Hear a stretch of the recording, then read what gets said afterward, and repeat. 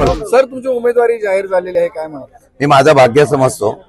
1999 सालापासून एका माथाडी कामगारांच्या मुलाला आदरणीय पवार साहेबांनी राजकारणामध्ये संधी दिली।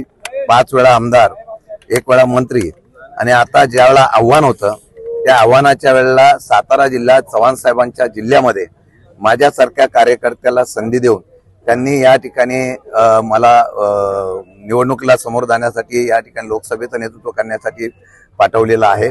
मला अभिमान आहे आणि मला खरोखर आनंद आहे।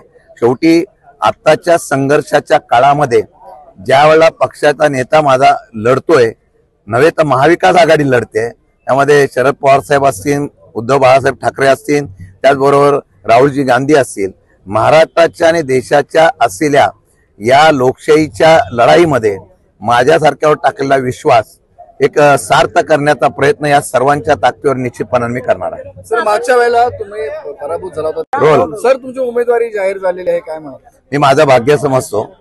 1999 सालापासून एका माथाडी कामगारांच्या मुलाला आदरणीय पवार साहेबांनी राजकारणामध्ये संधी दिली। 5 वेळा आमदार, 1 वेळा मंत्री, आणि आता ज्या वेळेला आव्हान होतं त्या आव्हानाच्या वेळेला सातारा जिल्ह्यात चव्हाण साहेबांच्या जिल्ह्यामध्ये माझ्यासारख्या कार्यकर्त्याला संधी देऊन त्यांनी या ठिकाणी मला निवडणुकीला समोर जाण्यासाठी, या ठिकाणी लोकसभेचं नेतृत्व करण्यासाठी पाठवलेलं आहे।